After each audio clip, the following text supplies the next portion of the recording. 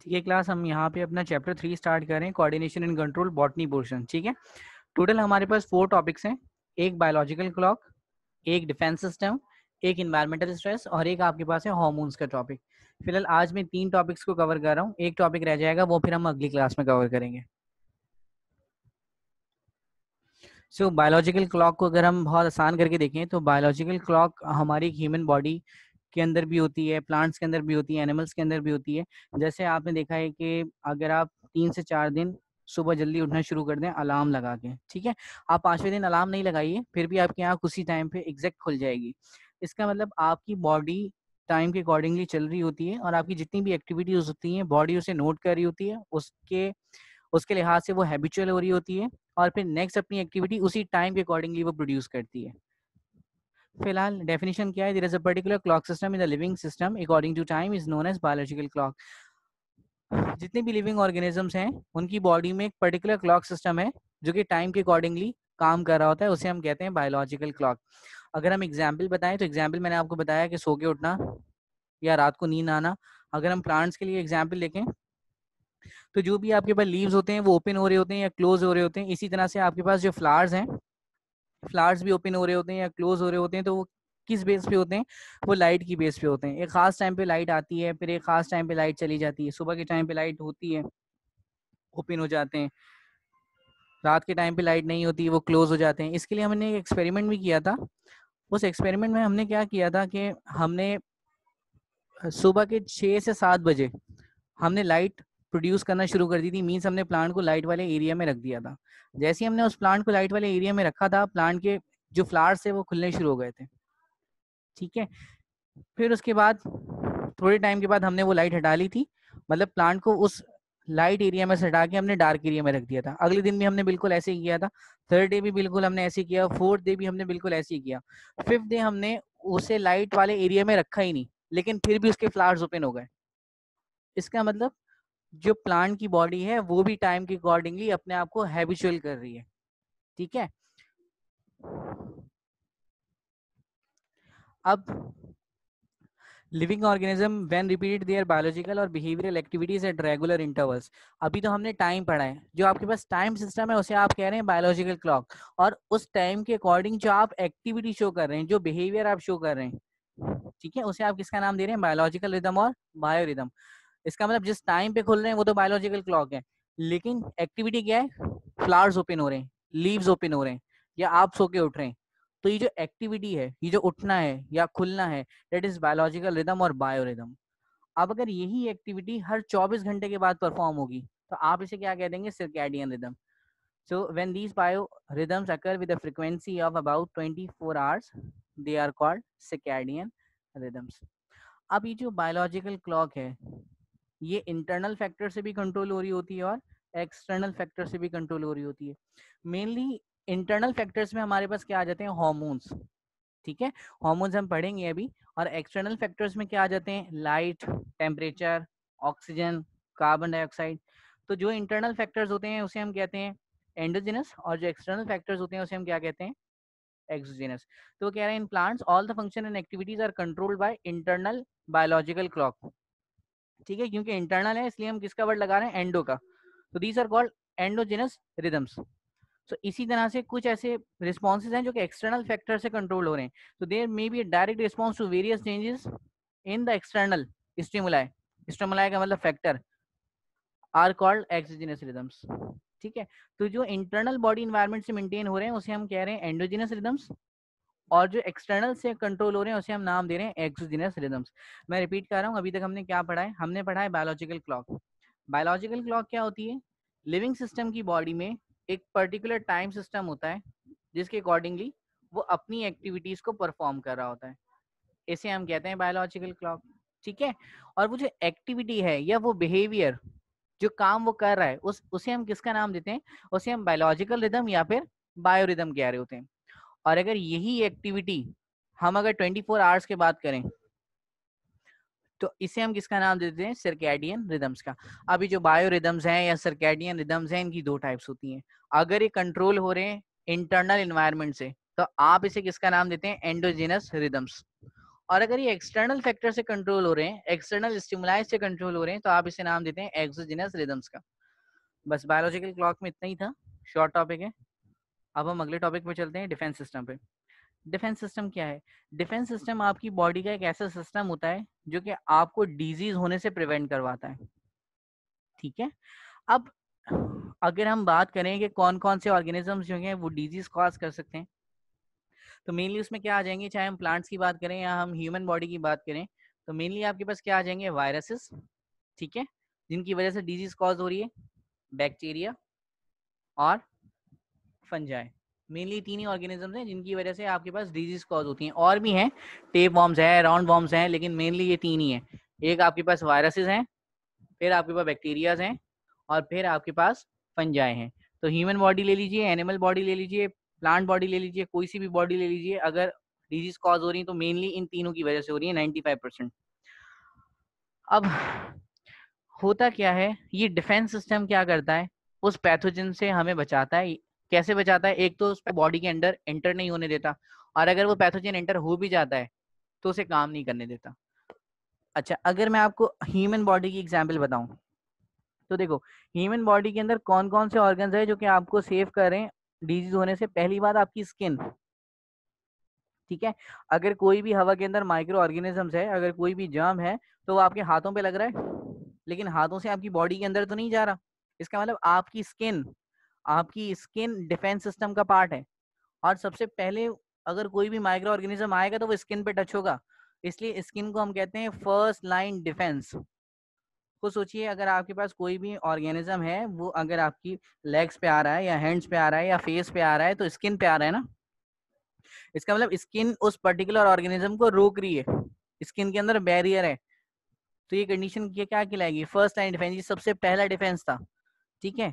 अच्छा, इसके बाद अगर वो पार्टिकल एंटर हो भी गया, वो कैसे पार्टिकल एंटर हो सकता है भाई? हो सकता है वो आपकी नोज से एंटर हो गया हो।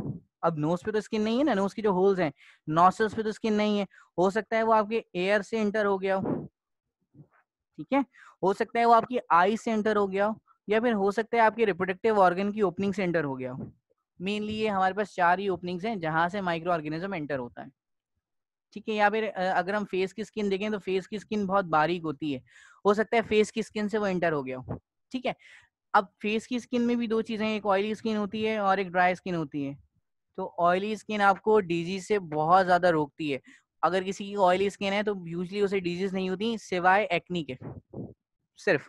और एक्नी को भी हम देखेंगे जब हम चैप्टर 3 जूलॉजी सेक्शन पढ़ेंगे, तो हम एक्नी को डिटेल में देखेंगे कि एक्नी किन किन वजह से हो रही है, कौन कौन से फैक्टर्स हैं जो कि एक्नी को स्टिमुलेट कर रहे हैं। तो स्किन अगर आपके पास ऑयली है, अगर फेस ऑयली है, तो ऑयली की वजह से क्या होता है, जो भी माइक्रो ऑर्गेनिज्म आता है उस ऑयली विस्कस मटेरियल के अंदर ट्रैप हो जाता है। तो अगर स्किन ऑयली है तो ये आपके लिए एडवांटेज है। आपको पिंपल्स तो होंगे, लेकिन उसके अलावा आपके पास और कोई डिजीज इतनी आसानी से नहीं होगी, क्योंकि आपके फेस से कोई भी माइक्रो ऑर्गेनिज्म एंटर नहीं होता, ठीक है।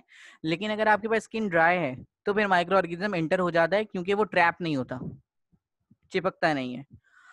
अगर अब मैंने आपको बताया, अगर स्किन आपकी फेल हो जाती है, कैसे फेल होती है, माइक्रो ऑर्गेनिज्म इसके स्किन पे गया ही नहीं है, वो एयर पे चला गया, वो नोज पे चला गया, वो आईज पे चला गया, वो वेजाइनल ओपनिंग पे या किसी भी ओपनिंग्स पे चला गया जहां से वो बॉडी के अंदर एंटर हो गया।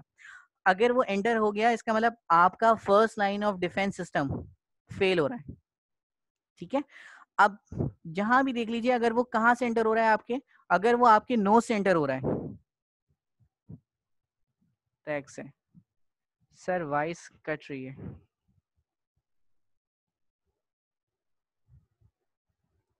देखें अब आ रही है ठीक। मैं रिपीट कर देता हूँ, मैं आपसे कह रहा हूँ कि कोई भी माइक्रो ऑर्गेनिज्म आपके एंटर हो गया एयर से, नोज से, आई से, विजाइनल ओपनिंग से, ठीक है, या फिर आपके माउथ से। अब आई आवाज?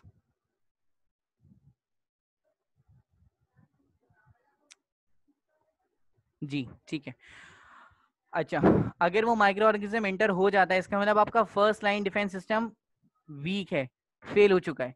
अब आगे चलिए, अब देख लें, अगर वो एयर से एंटर होता है तो नेचुरली तौर पे अल्लाह ताला ने आपके कानों में एयर वैक्स दी है, ऐसा ही है। अगर वो माइक्रो ऑर्गेनिज्म एयर में एंटर भी होता है तो एयर में जाने के बाद वैक्स से क्या हो जाएगा, ट्रैप हो जाएगा। अगर वो आपकी नोज से एंटर होता है तो नोज में आपके पास क्या है, आपके पास विस्कस फ्लूइड है, वहां पे जाके वो ट्रैप हो जाता है। ठीक है। अगर आई से एंटर हो जाता है तो आपके जो आंसू निकलते हैं और वो आंसू भरे हुए होते हैं जर्म से, 100% माइक्रोबियल कंटेंट होता है उसके अंदर। अगर वो आपके माउथ से भी इंटर हो जाता है तो माउथ से इंटर होने के बाद वो कहाँ जाएगा, अगर वो स्टमक में जाता है तो स्टमक में क्या है, HCl, और HCl से वो किल हो जाता है। ठीक है। इसी तरह से अगर वो विजाइनल ओपनिंग से जा रहा है तो विजाइनल ओपनिंग की में भी विस्कस मटेरियल होता है, वहां पे जाके वो ट्रैप हो जाएगा। तो जो भी ऑर्गन्स अगर उसे एंट्री दे भी रहे हैं तो साथ में उनके पास एक डिफेंस सिस्टम भी है, और इसे हम नाम दे रहे हैं सेकंड लाइन ऑफ डिफेंस। बात समझ आ गई। अब कुछ ऐसे ऑर्गेनिजम्स हैं जो कि एसिडिफाइड इन्वायरमेंट में भी काम करते हैं, जैसे कुछ वैसे बैक्टीरिया होते हैं जो कि स्टमक में किल नहीं होते। ठीक है। उन पे कितना भी एसिड डाल दो उन्हें कोई फर्क नहीं पड़ता। जैसे अगर मैं आपसे बात करता हूँ माइकोबैक्टीरियम ट्यूबरक्लोसिस, टीबी का जरासीम, टीबी के जरासीम के ऊपर आप एसिड फेंक दें कुछ भी नहीं होगा उसे। अब वो स्टमक के अंदर तो किल नहीं होगा, वो आगे जाएगा। तो यहाँ पे second line of defence fail हो रहा है। तो mostly first line of defence में रुक जाते हैं, स्किन में रुक जाते हैं, कुछ विस्कस मटेरियल की वजह से रुक जाते हैं, लेकिन अगर फिर भी नहीं रुकते तो फिर थर्ड लाइन ऑफ डिफेंस काम करता है, जिसे हम कहते हैं हमारी इम्यूनिटी। तो इस तरह से एक ह्यूमन बॉडी का डिफेंस सिस्टम है। ये डिफेंस सिस्टम आपके सिलेबस में नहीं था, लेकिन क्योंकि पता होना चाहिए इसलिए मैंने आपको बता दिया। तो मेरे ख्याल से डिफेंस सिस्टम का एक कॉन्सेप्ट आपके जहन में बन गया होगा कि डिफेंस सिस्टम होता क्या है, जो कि माइक्रो ऑर्गेनिज्म की एंट्री को रोकता है, और अगर वो माइक्रो ऑर्गेनिज्म आ भी गया तो उसे किल करने की कोशिश करता है। ठीक है। अब देखें प्लांट की बॉडी में क्या होता है। प्लांट की बॉडी में मैंने आपको पहले ही बताया, या तो वायरसेस या फिर बैक्टीरिया या फिर फंजाई, ठीक है, डिजीज कॉज करेंगे। अब जो भी मॉलिक्यूल्स हैं, इन्फेक्शियस मॉलिक्यूल्स हैं पैथोजिन के, जब पैथोजिन वो ऑर्गेनिज्म होता है जो कि डिजीज कॉज करता है। तो अगर पैथोजिन आपकी बॉडी में आ गया तो उसके मॉलिक्यूल्स, और जब आपको डिजीज हो जाएगी तो आपकी जो टिश्यूज हैं वो डेड हो जाएंगे, इंजर्ड हो जाएंगे या डेड हो जाएंगे। तो उस पैथोजिन के मॉलिक्यूल्स, मतलब उस जरासीम के मॉलिक्यूल्स और आपके इंजर्ड टिश्यूज, जो टिश्यूज आपके खराब हो चुके हैं इन्फेक्शन की वजह से, ये किसका काम करते हैं, अलार्म सब्सटेंसेस का काम करते हैं। और इससे प्लांट की बॉडी को पता लग जाता है कि हाँ प्लांट की बॉडी में सर्टेन टाइप ऑफ चेंजेस हो रही हैं। ठीक है। खैर पहले तो फर्स्ट लाइन ऑफ डिफेंस को देख लेते हैं, आसान सा काम है। अच्छा, प्लांट की बॉडी में फर्स्ट लाइन ऑफ डिफेंस क्या होगी, एपिडर्मल स्किन, जो उनकी ऊपर की लेयर होती है वही फर्स्ट लाइन का काम कर रही है। The epidermal layer of plant serves as first line defence against pathogen. अब ये तो हो गई फर्स्ट लाइन की बात। अब मुझे बताइए कि प्लांट की बॉडी के ऊपर एक कवरिंग होती है जिसे हम कह रहे हैं एपिडर्मल लेयर। प्लांट की बॉडी में ओपनिंग क्या होती है, आप में से कोई भी ऐसा जो बता सके प्लांट की बॉडी में कौन सी ओपनिंग होती है। जी, मैंने ही पढ़ा है, मेरे ख्याल से पता होना चाहिए। प्लांट की बॉडी में कौन कौन सी ओपनिंग हो सकती है, थोड़ा सा सोचिए। शाबाश, स्टोमेटा, बिल्कुल ठीक है। और अगर आपको पता है स्टोमेटा है तो आपको एक और चीज भी पता होगी, बिल्कुल जल्दी से बता दीजिए वो भी। वानिया, स्टोमेटा के अलावा और क्या होता है। पहला जवाब आपने बिल्कुल ठीक बताया, स्टोमेटा। एक चीज और होती है, वो भी आपको पता है।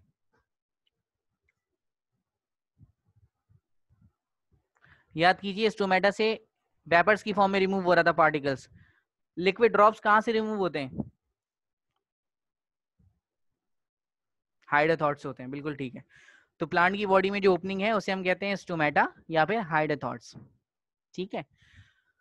तो कोई भी ऑर्गेनिज्म इन ओपनिंग के थ्रू एंटर होगा। अब सेकंड लाइन ऑफ डिफेंस आ गए, क्योंकि एंटर हो गया ना, एंट्री होने के बाद जो भी काम होता है वो सेकंड लाइन ऑफ डिफेंस के अंदर आ जाता है।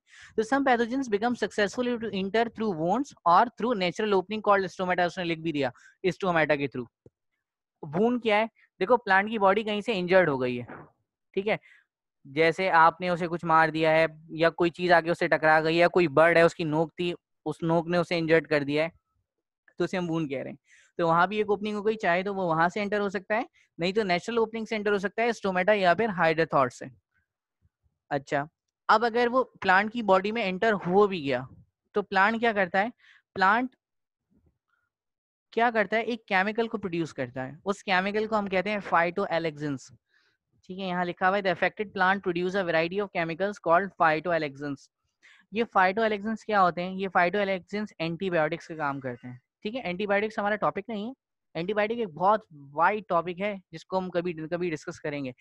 फिलहाल एंटीबायोटिक्स को आसान अल्फाजों में समझ लीजिए, वो केमिकल, ठीक है, जो कि माइक्रो ऑर्गेनिज्म की ग्रोथ को इनहिबिट करने के लिए या किल करने के लिए यूज किया जाता है, उसे हम एंटीबायोटिक कहते हैं। दोबारा रिपीट कर रहा हूँ, वो केमिकल जो कि माइक्रो ऑर्गेनिज्म की ग्रोथ को इनहिबिट करने के लिए, रोकने के लिए या कंप्लीटली किल करने के लिए यूज किया जाता है, उसे हम कहते हैं एंटीबायोटिक। और एंटीबायोटिक हम बनाते भी ऑर्गेनिज्म से ही हैं, ठीक है। जैसे एक बैक्टीरिया से हम एंटीबायोटिक बना रहे हैं और उसे किसी दूसरे बैक्टीरिया पे अप्लाई कर रहे हैं, तो एंटीबायोटिक की सोर्स भी बैक्टीरिया होगी या फंजाई होगी। एंटीबायोटिक हम डिस्कस करेंगे अगर कभी टॉपिक में आएगा। तो जो इफेक्टेड प्लांट्स हैं वो प्रोड्यूस करें वैरायटी ऑफ केमिकल्स, जिसे हम कहते हैं फाइटोएलेक्सेंस, ठीक है। ये फाइटोएलेक्सेंस क्या करेंगे, एंटीबायोटिक का काम करेंगे। और एंटीबायोटिक क्या करेगी, ये जो कि डिस्ट्रॉय कर देगी, मतलब किल कर देगी या फिर इनहिबिट कर देगी ग्रोथ ऑफ माइक्रो ऑर्गेनिजम्स। ये तो मैं आपको बता ही चुका हूँ कि एंटीबायोटिक का काम या तो ग्रोथ को किल करना है और या फिर उस ग्रोथ को इनहिबिट करना है। तो दोनों में से कोई भी काम कर सकती है, डिपेंड कर रहा है कि केमिकल कितना सीवियर रिलीज हो रहा है। यहाँ पे हमारा दूसरा टॉपिक भी एंड हो गया। अब हम आ जाते हैं एक लॉन्ग टॉपिक पे, जिसे हम नाम दे रहे हैं एनवायरमेंटल स्ट्रेस, ठीक है। एनवायरमेंटल स्ट्रेस, देखिए स्ट्रेस का मतलब होता है अनफेवरेबल कंडीशंस। तो पहली बात, एनी एनवायरमेंटल फैक्टर, कोई भी एनवायरमेंट का फैक्टर, कोई भी फैक्टर, जैसे हाई टेम्परेचर, जैसे लो टेम्परेचर, जैसे ऑक्सीजन डेफिशिएंसी, बात समझ आ रही है। तो इस तरह के कोई भी ऐसा फैक्टर जो कि या तो ज्यादा हो गया है या फिर कम हो गया है, जिसकी वजह से क्या प्रोड्यूस हो रहे हैं, एडवर्स इफेक्ट, ठीक है, सीवियर किस्म के साइड इफेक्ट्स प्रोड्यूस हो रहे हैं। किसके ऊपर, आपकी ग्रोथ के ऊपर, आपकी रिप्रोडक्शन के ऊपर। मेरे ख्याल से बातें पता होंगी, रिप्रोडक्शन को तो खैर वो पूरा चैप्टर है, उसमें डिस्कस करेंगे। और तीसरी चीज, survival of the plant, means plant की जिंदगी पे, इसे हम कहते हैं एनवायरमेंटल स्ट्रेस। अब एनवायरमेंटल स्ट्रेस हमें कितनी तरह की पढ़ने, हमें वाटर शॉर्टेज पढ़नी है। वाटर शॉर्टेज को हम ड्राउट कंडीशन भी कहते हैं, पानी की कमी हो गई, ये भी एक स्ट्रेस है। ऑक्सीजन कम आ रहा है, ठीक है, ये भी एक कमी है। कंसंट्रेशन सॉल्ट की बहुत ज्यादा है जमीन के अंदर, ये पूरा टॉपिक आप पढ़ चुके हैं। High temperature, low temperature, herbivory, ठीक है। इन्वायरमेंटल स्ट्रेस क्या होता है, मैं रिपीट कर रहा हूँ, हमारा टॉपिक कंप्लीट हो जाएगा 20 मिनट के अंदर आराम से, ठीक है। इन्वायरमेंटल स्ट्रेस क्या होता है, कोई भी ऐसा फैक्टर जिसकी वजह से एडवर्स इफेक्ट प्रोड्यूस हो, सीवियर किस्म के साइड इफेक्ट प्रोड्यूस हो, किसके ऊपर, ग्रोथ के ऊपर, रिप्रोडक्शन के ऊपर, या फिर उस ऑर्गेनिज्म के जिंदा रहने पे। अब क्या क्या चीजें स्ट्रेस में आ जाएंगी, या तो टेम्परेचर बहुत ज्यादा हो गया है, या टेम्परेचर बहुत ज्यादा कम हो गया है, या सॉल्ट बहुत ज्यादा हो गया, नमकियात बहुत ज्यादा हो गई जमीन के अंदर, ऑक्सीजन आपको कम मिल रही है, पानी कम है, या फिर हर्बीवोरी। हर्बीवोरी को हम डिस्कस करते हैं, पहले मैं हर्बीवोरी को ही कर लेता हूँ। हर्बीवोरी क्या होती है, herbivory is a process of eating grasses by herbivores animals, ठीक है।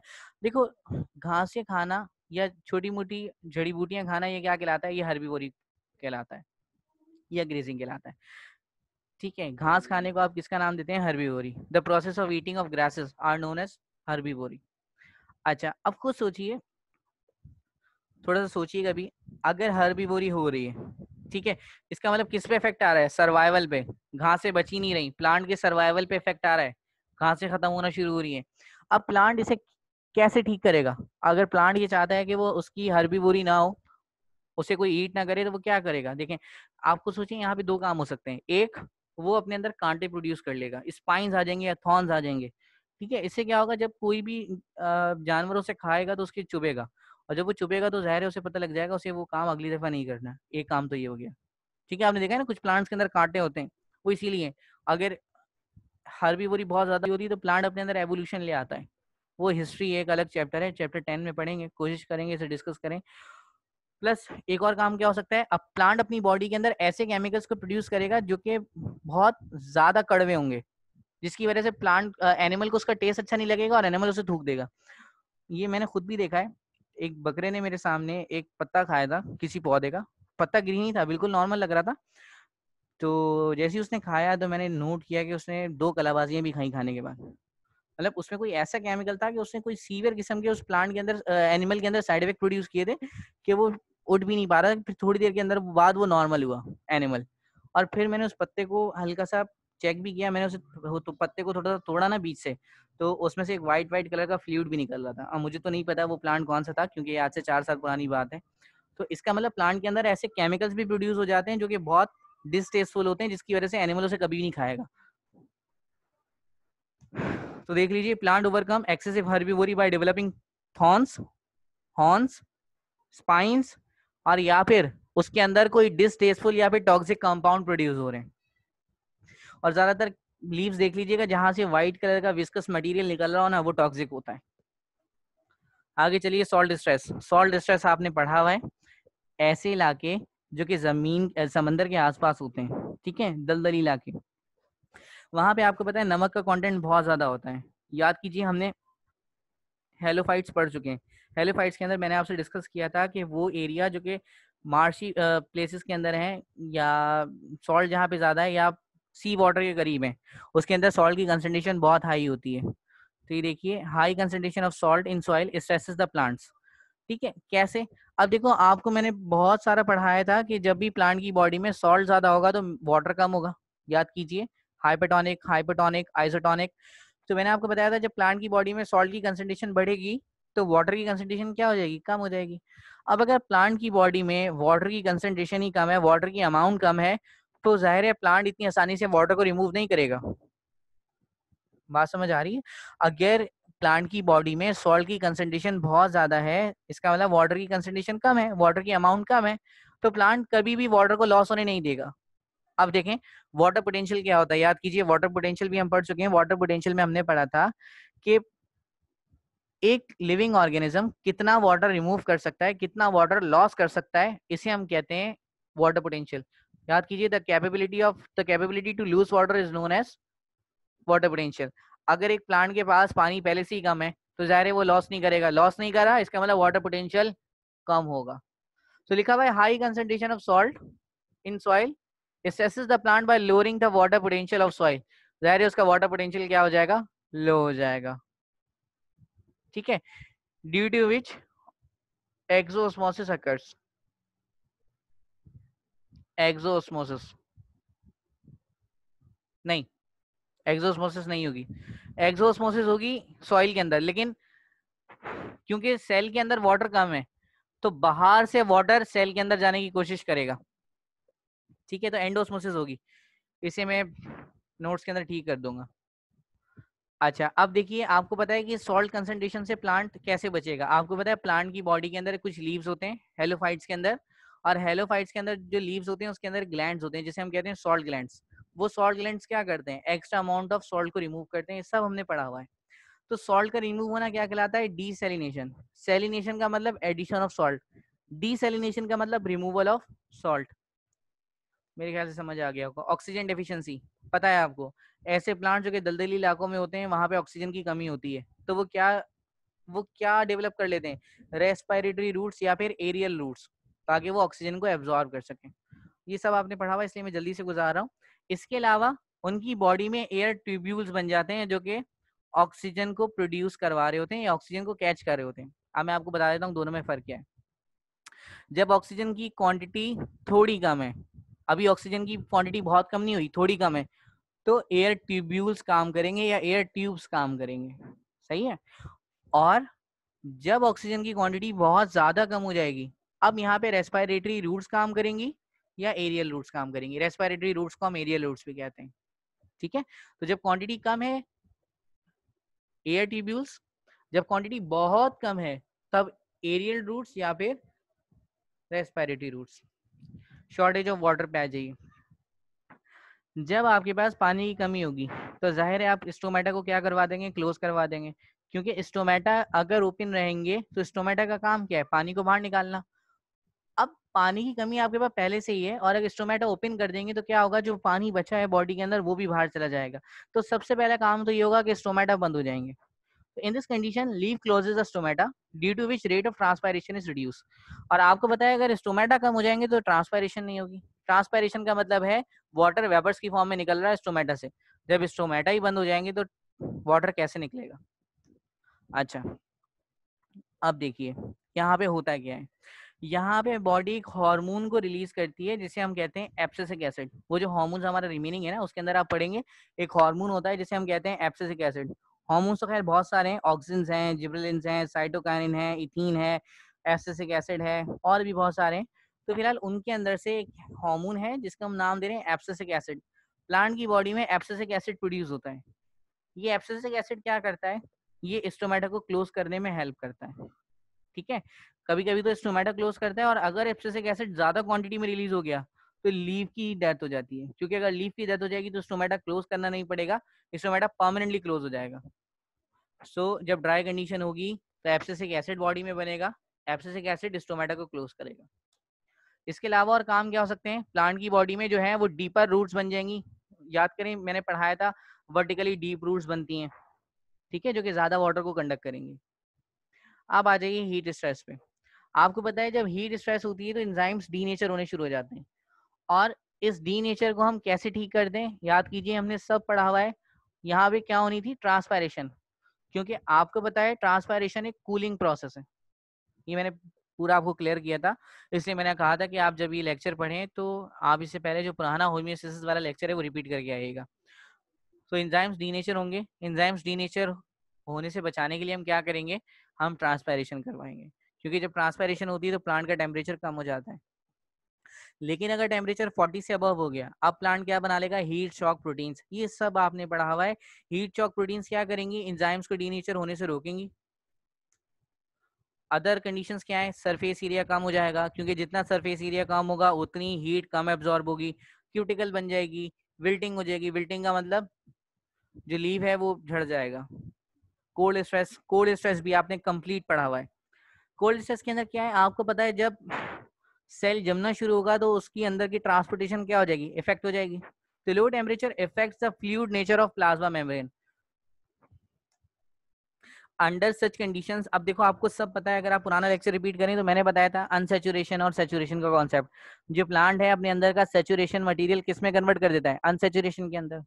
ठीक है, तो under such condition the plant cells increases the proportion of unsaturated fatty acid. Plant unsaturated fatty acid को बढ़ा देता है।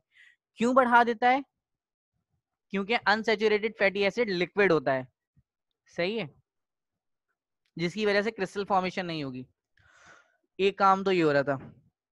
दूसरा काम क्या हो रहा था कि प्लांट क्या करता है, अब उसके पास जितना भी सैचुरेटेड मटेरियल है वो कहाँ पे शिफ्ट कर देता है, सेल वॉल में। याद कीजिए मैंने आपको बताया था कि प्लांट अपना सारा का सारा सैचुरेटेड मटेरियल कहाँ पे शिफ्ट कर देता है, सेल वॉल के पास। ठीक है, एक काम तो ये होता है। इसलिए आइस क्रिस्टल्स कहाँ बनते हैं, सेल वॉल में बनते हैं, साइटोप्लाज्म में नहीं बनते। इसके अलावा फ्रक्टोज का एक पॉलीमर बन जाता है। फ्रक्टोज स्वीट शुगर को कहते हैं, जो फ्रूट्स के अंदर प्रेजेंट होती है। जैसे फ्रक्टोज प्रेजेंट होती है गन्ने में, ठीक है, ऑरेंजेस में कम होती है, एप्पल में होती है, मैंगो में होती है। तो जो भी स्वीट फ्रूट्स हैं उनके अंदर आपको ये मिल जाएगी। ऑलमोस्ट सबके अंदर ही होती है, क्वांटिटी चेंज हो रही होती है। तो फ्रक्टोज के पॉलीमर का मतलब है फ्रक्टोज की एक लंबी चेन। ठीक है, पॉलीमर का मतलब है एक आपने लंबी चेन बना ली है। ये पॉलीमर हम पढ़ेंगे चैप्टर 6 के अंदर और चैप्टर 11 के अंदर, सेकेंड ईयर केमिस्ट्री में पॉलीमर केमिस्ट्री में पूरी पढ़ेंगे। तो फ्रक्टोज के जो है वो लंबी चेन बन रही है, इसलिए हम इसे कह रहे हैं पॉलीमर्स ऑफ फ्रक्टोज। देखो या तो आप कह दो लॉन्ग चेन ऑफ फ्रक्टोज, और या फिर आप कह दीजिए पॉलीमर्स ऑफ फ्रक्टोज, बात एक ही है। अच्छा, उस पॉलीमर ऑफ फ्रक्टोज या लॉन्ग चेन ऑफ फ्रक्टोज को हम क्या कहते हैं, फ्रक्टेंस, जो कि अलाउ करता है साइटोसोल को कूल होना। वो साइटोसोल को अलाउ करता है कि वो कूल हो जाए, लेकिन आइस फॉर्म होने नहीं देता। ठीक है, तो एक बात आपको पहले से ही पता थी कि जितना भी सैचुरेटेड मटेरियल है वो सारा का सारा सेल वॉल के पास चला जाता है। एक काम ये आपको पहले से पता था। दूसरा काम यहाँ पे नया है कि आपके पास कुछ पॉलीमर्स बन जाते हैं। ठीक है, और पॉलीमर्स इतनी जल्दी जमते नहीं है, पॉलीमर्स की प्रॉपर्टी है। तो पॉलीमर्स किसके बन रहे हैं, फ्रक्टोज के बन रहे हैं, और उसे हम किसका नाम दे रहे हैं, फ्रक्टेंस का नाम दे रहे हैं। फ्रक्टोज की वजह से वो जो मटेरियल है वो सुपर कूल हो रहा है लेकिन जम नहीं रहा है, सिंपल। उसके बाद यहाँ देख लीजिए एक साइंटिफिक रीजंस है। वो कह रहा है व्हाई बायोरिदम्स आर कॉल्ड एंडोजिनस। ठीक है, वहां से पूछ रहा है कि बायोरिदम्स को आप एंडोजिनस क्यों कह रहे हैं, मतलब जो एक्टिविटी है वो एक्टिविटी को आप मेनली एंडोजिनस से रिलेट क्यों कर रहे हैं। अब इसका सिंपल सा रीजन है क्योंकि biorhythms are controlled internally by efficient time measuring system. ठीक है, जो आपके पास जो बायोरिदम्स होते हैं मींस आपके पास जितनी भी ज्यादातर जो एक्टिविटीज होती है ना वो हार्मोन से कंट्रोल हो रही होती है। मेरी बॉडी की भी जो एक्टिविटीज हैं वो सारी की सारी किससे कंट्रोल हो रही है, हार्मोन से कंट्रोल हो रही है। मेरी बॉडी में अगर इंसुलिन बनेगी तो ही ब्लड ग्लूकोज कम होगा, चाहे बाहर का टेम्परेचर कितना भी हो, बाहर की ऑक्सीजन जितनी भी हो, तो अगर इंसुलिन बन रही है तो ही ब्लड ग्लूकोज कम होगा। अगर ग्लूकागॉन बढ़ रहा है तो ही ब्लड शुगर बढ़ेगी। तो अगर मेरी बॉडी के अंदर ग्रोथ फैक्टर बन रहा है, ठीक है, तो ही मेरी बॉडी ग्रो करेगी, वरना मेरी बॉडी ग्रो नहीं करेगी। तो सारी की सारी ये जो जितनी भी एक्टिविटीज हैं वो किस पे डिपेंड कर रही होती हैं? आपके हॉर्मोन्स के ऊपर। तो आपसे यही कह रहा है, biorhythms are controlled internally by an efficient time measuring system.